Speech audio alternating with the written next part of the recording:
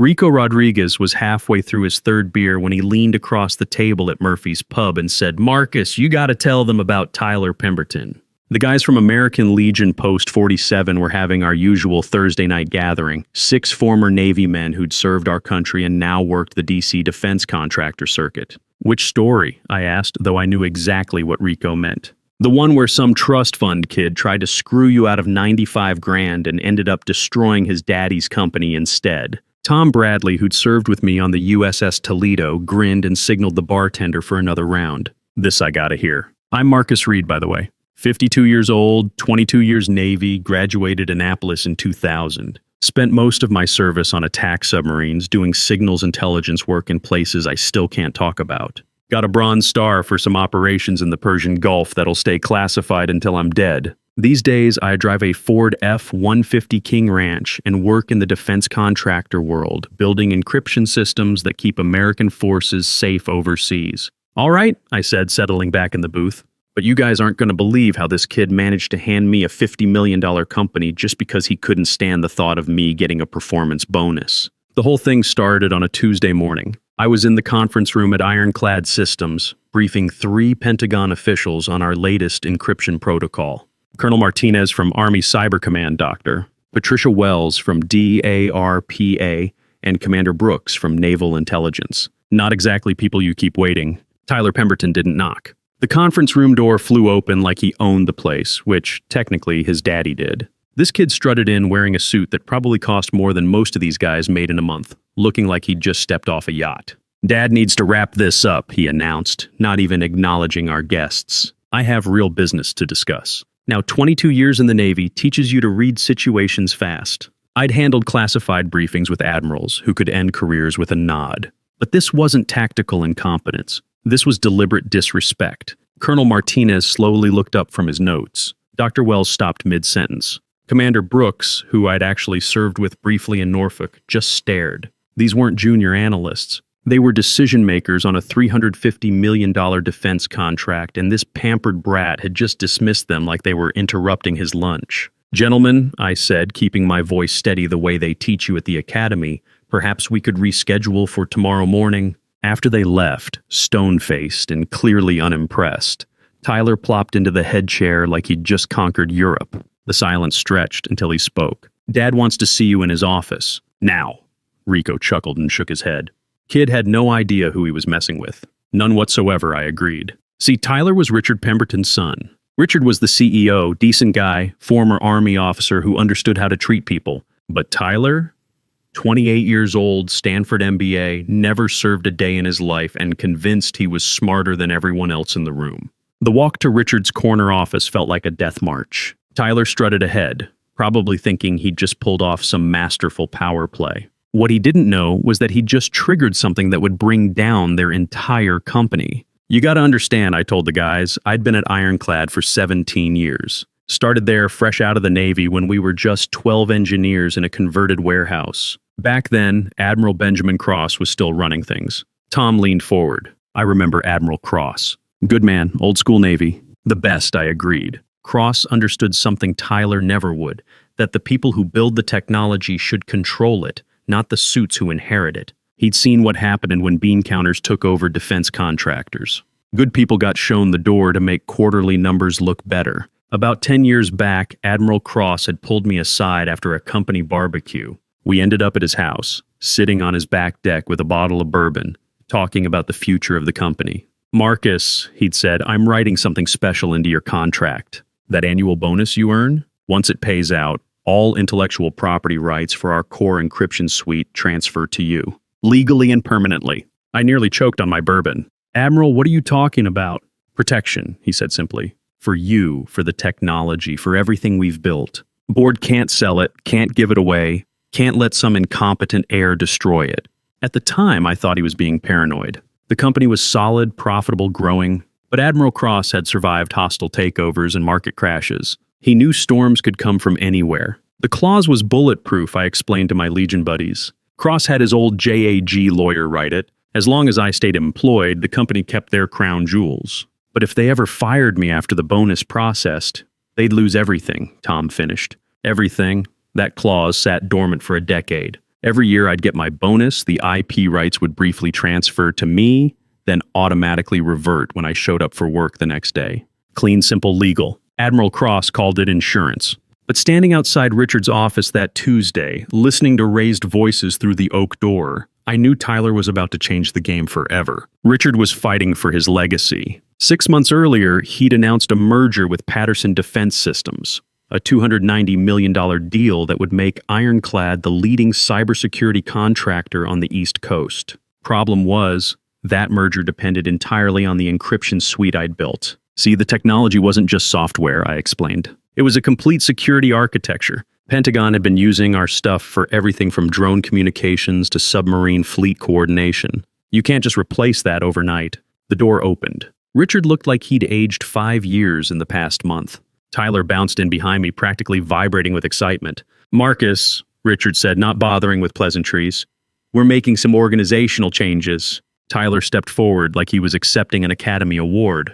"Effective immediately, your employment with Ironclad Systems is terminated." He slid a termination letter across the mahogany desk. Clean, professional, final, dated exactly 48 hours before my $95,000 bonus was scheduled to pay out. I picked up the pen and signed without a word. No arguments, no protests, just my signature on the dotted line. Tyler had expected drama, shouting, pleading, maybe some desperate negotiation. Instead, I just stood up, straightened my tie, and headed for the door. "That's it?" Tyler called after me. No speech, no threats. I turned back, looking him dead in the eye. "Good luck with the Patterson merger, son." His confusion was perfect. He had no idea what he'd just done. Rico was grinning now. And that's when the fun started. That's when the timer started, I corrected. 48 hours until bonus payment. 48 hours until Tyler learned that trying to save $95,000 was about to cost his family $50 million. So there I was, I continued, taking a sip of my beer, walking out of Ironclad with a cardboard box of my personal stuff,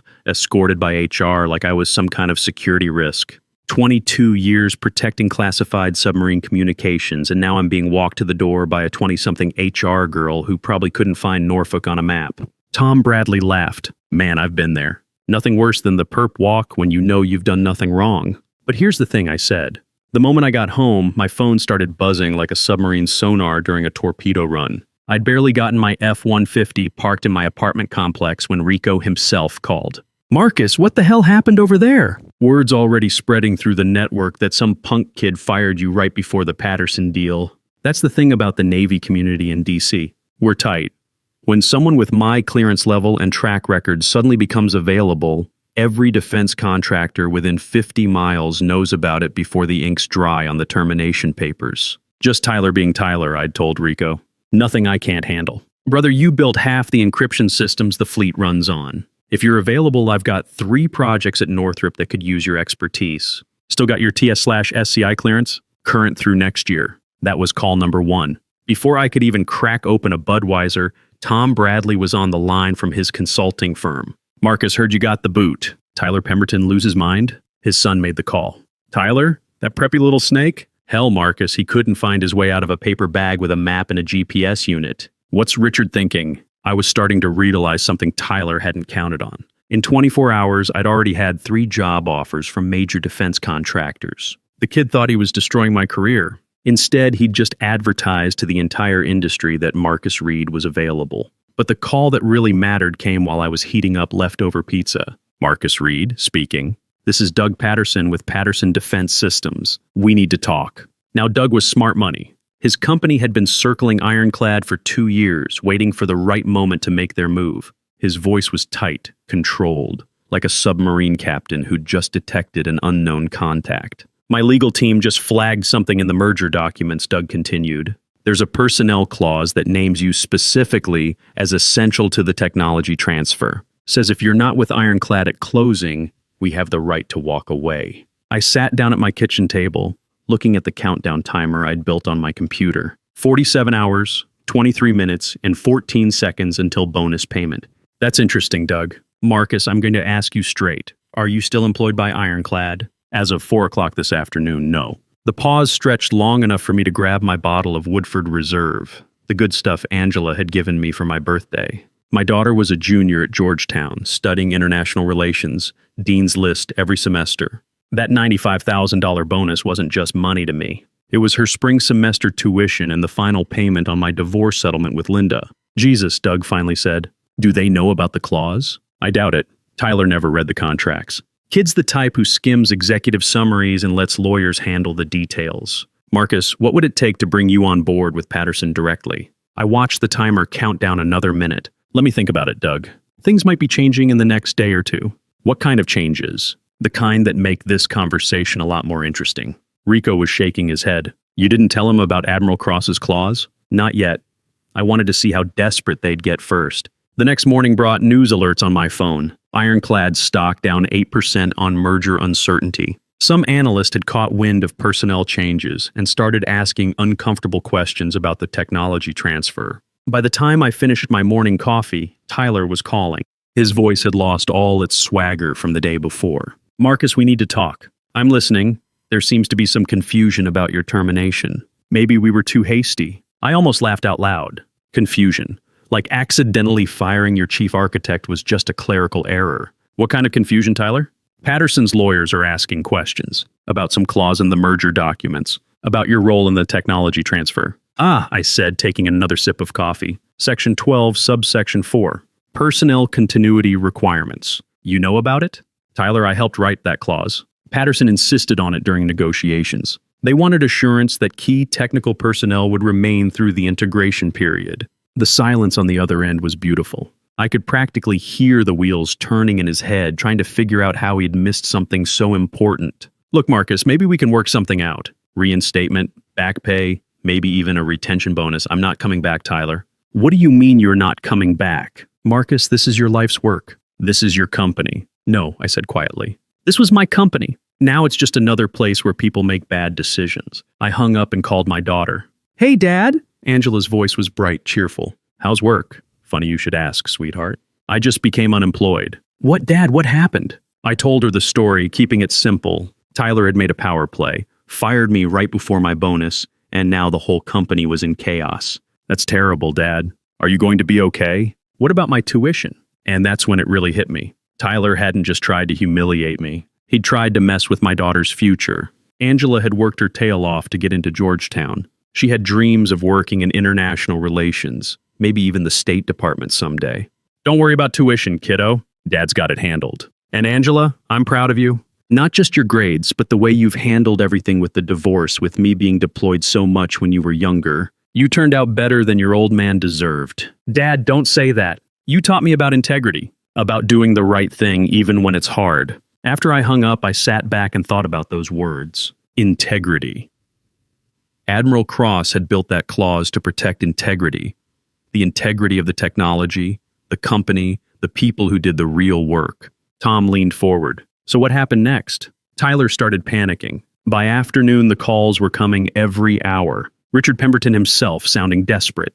Patterson's lawyers asking pointed questions about intellectual property ownership. Some reporter from Defense Week who'd somehow gotten my number. And you just let them sweat? I let them sweat. I had something more important to do. That evening, I'd driven over to Arlington National Cemetery, walked down to Admiral Cross's grave, Section 60, not far from where they bury the recent war dead. Stood there for about an hour, watching the sun set over the Potomac. Admiral, I'd said quietly, I think your insurance policy is about to pay off. The guys at Murphy's were quiet for a moment. We all understood that feeling, the weight of responsibility, the knowledge that someone who'd served before us had trusted us with something important. 24 hours to go, Rico said. 24 hours, I agreed. And Tyler still had no idea what was coming. The next morning, I told the guys I woke up to my phone buzzing like a fire alarm. Ironclad stock had opened down 18%.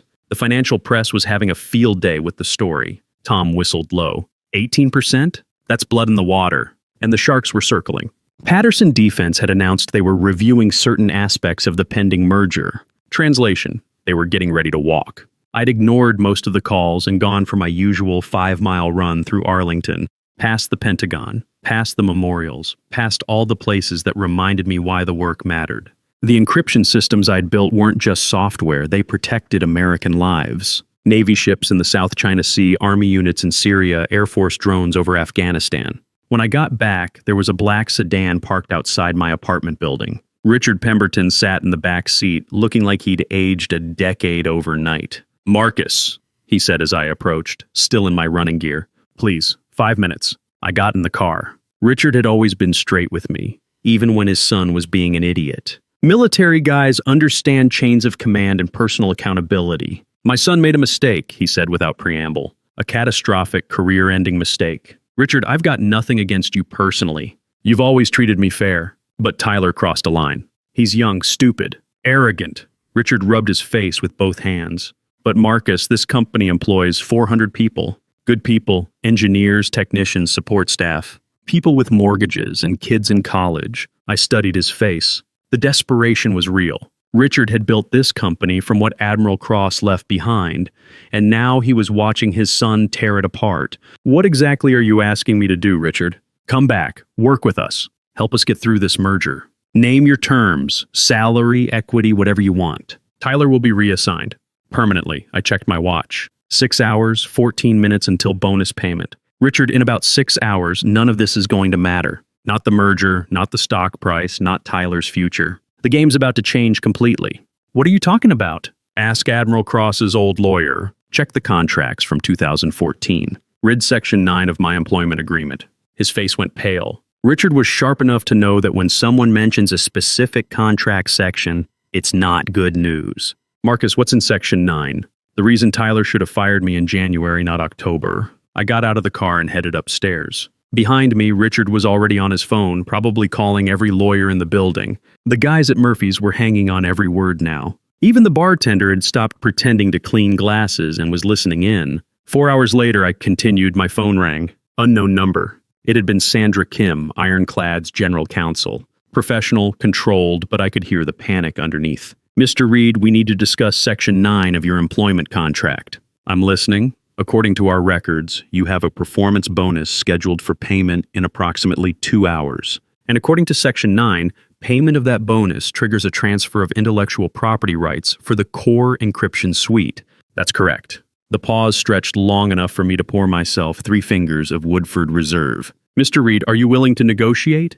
We're prepared to offer significant compensation. Stock options, cash settlements, executive positions. With Tyler still in management?" "No thanks. Mr. Reed, Tyler will be removed from any operational role. Permanently." I'd almost laughed at that. Sandra, Tyler should have been removed years ago, but Richard couldn't bring himself to do it. Why should I believe anything's changed? But here's what I didn't tell Sandra, what I couldn't tell her. That conversation wasn't really about negotiation. It was about something bigger. I paused to take a drink, looking around at my fellow veterans. These guys understood duty, honor, country. They understood that some things mattered more than money. See, Admiral Cross didn't just write that clause to protect me. He wrote it to protect the technology, to make sure it stayed in the right hands, serving the right purpose. The encryption suite wasn't just some corporate asset to be bought and sold. It was a shield protecting American forces overseas. Rico nodded slowly, and Tyler never understood that. Never even occurred to him. To Tyler, it was just another product to monetize. At 4:47 that afternoon, sitting in my apartment with my laptop open, I'd watched the timer hit 0. The computer chimed softly. The same automated system I'd designed years ago to track bonuses and IP transfers. Transfer complete. All rights to Encryption Suite version 4. To and associated technologies now held by Marcus Reed, individual proprietor. 47 pages of legal documentation, all culminating in one simple fact. I now own the technology that made Ironclad Systems valuable. Tyler had tried to deny me $95,000. Instead, he'd handed me intellectual property worth about $50 million. My phone rang immediately. Doug Patterson. "Marcus, my legal team just confirmed it. You own the encryption suite." "I do. You know what this means?" "I've got a pretty good idea." Doug's voice had excitement now, energy. "Marcus, we've been planning this merger for 2 years. Spent $8 million in legal fees, due diligence, integration planning. But here's the thing, I'm not angry. I'm impressed. How's that? Because now I can deal directly with the person who actually built the technology, instead of going through a bunch of suits who don't understand what they're selling." That evening, I'd driven over to Georgetown to see Angela. Found her in the library, buried in international relations textbooks, working on a paper about cybersecurity and national defense. "Dad!" She jumped up and hugged me. "How are you holding up?" "Better than I expected, sweetheart." I'd told her about the day's events, carefully, without going into classified details. but I wanted her to understand something important. Angela, sometimes in life, people are going to try to knock you down. Try to make you feel small, worthless, expendable. When that happens, you remember two things. First, your worth isn't determined by what other people think of you. Second, the best response isn't anger or revenge. It's patience and preparation. She'd smiled at that. You sound like Admiral Cross. He taught me a lot about planning for the long term. Tom Bradley was grinning now. So what did Patterson offer? Exclusive licensing agreement. Minimum guarantee of $75 million over 5 years. Equity participation. Complete creative control. And Tyler? Tyler called 6 more times that night. Each message more desperate than the last. By the end, he was practically begging. The last message had been the best. Tyler's voice cracking. All the arrogance gone. Marcus, please call me back. My father's career, my future, 400 jobs, it's all falling apart.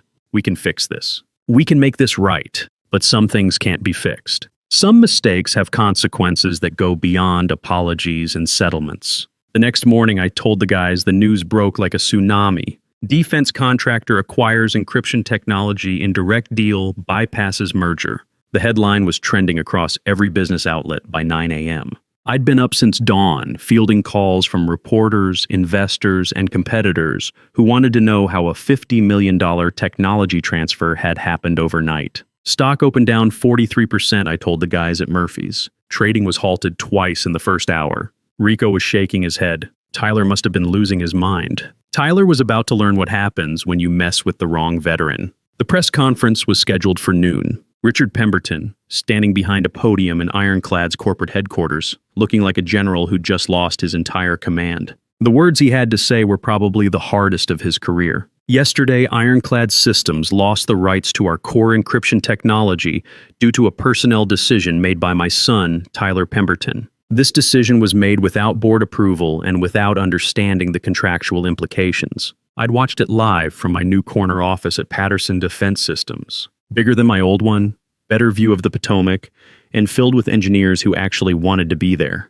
As a result, Richard continued, his voice barely steady, Tyler has been terminated from his position and will have no future role in this company.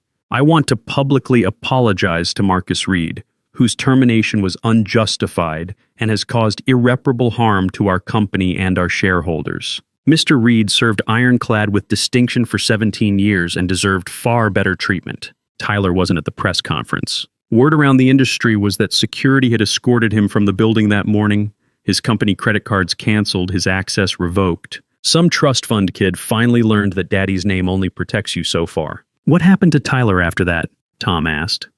Funny thing about the defense contractor world, I said. Word travels fast, and memories even longer. Nobody would touch him. Last I heard, he moved to California to start some cryptocurrency venture. Something about revolutionizing blockchain technology. The guys all laughed. We'd seen plenty of young hotshots think they could reinvent everything without understanding the fundamentals. But the real payoff came that afternoon when Angela called. Dad, I just saw the news. Are you kidding me? You own the whole encryption system now? That's right, sweetheart. Dad, I'm so proud of you. Not because of the money, but because you didn't let them push you around. You stood up for what you built. Your old man's got a few tricks left, kiddo. What happens now? I'd looked around my new office. 15 of Ironclad's best engineers had already accepted offers to join Patterson. The whole naval intelligence team I'd built over the years. They'd rather work for me than whoever Ironclad brought in to replace me. Now we build something better. We've got government contracts worth $500 million over the next 5 years. And Angela, your tuition's paid through law school if you want it. But the conversation that meant the most came later that week. Doug Patterson knocked on my office door around closing time. Marcus, got a minute? What's up? Just got off the phone with Admiral Morrison at the Pentagon. They want to fast-track our submarine communications contract. Apparently, they're impressed with how we handled the transition.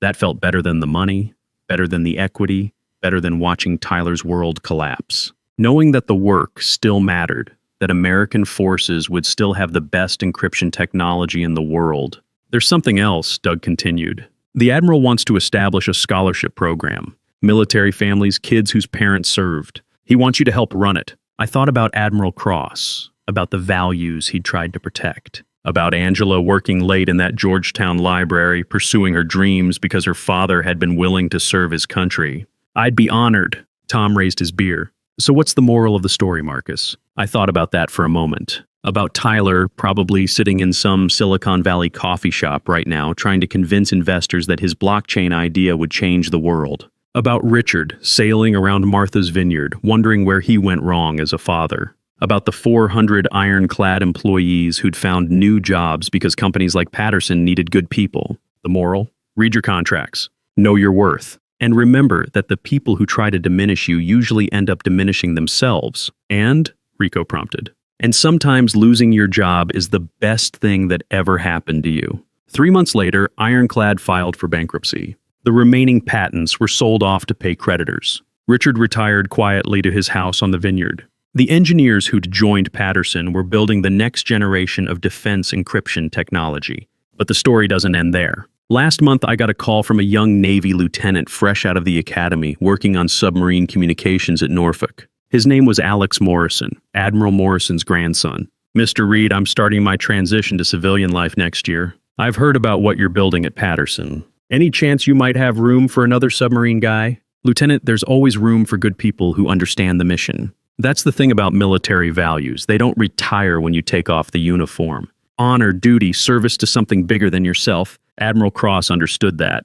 Tyler never did. These days, when young engineers ask me for career advice, I tell them the same thing Admiral Cross told me 20 years ago. Be too valuable to lose and too dangerous to cross. Build something that matters. Protect what's important, and always read your contracts. The $95,000 bonus Tyler tried to deny me hit my account exactly when it was supposed to. Contract law doesn't care about office politics. But that money was just the trigger. The real payoff was everything that came after. Angela graduated summa cum laude last spring. She's starting law school at Georgetown this fall, specializing in international trade and defense policy. Smart girl who understands that technology and national security go hand in hand. Sometimes the best revenge isn't elaborate or dramatic. Sometimes it's just being patient enough to let other people's bad decisions catch up with them. Tyler thought he was playing chess. Turns out, he was just moving pieces around while I was playing an entirely different game. Rico finished his beer and stood up. "Marcus, that's one hell of a story." "It's not a story, Rico. It's a reminder." "Of what?" "That in the end, it's not about the money. It's about respect, integrity, and making sure the technology that protects American lives stays in the right hands." I looked around the table at my fellow veterans, men who'd served their country, who understood sacrifice and duty, and the bonds that hold good people together. Tyler never understood that, his loss. We raised our glasses in a toast to Admiral Cross, to second chances, and to the lesson that sometimes the best thing that can happen to you is someone showing you exactly who they really are. The timer on my computer counts up now instead of down. Every second is a reminder that patience beats panic, preparation beats politics, and sometimes the person who tries to destroy your career ends up handing you the keys to something much better. Tyler Pemberton learned that lesson the hard way. I just hope he learned it well.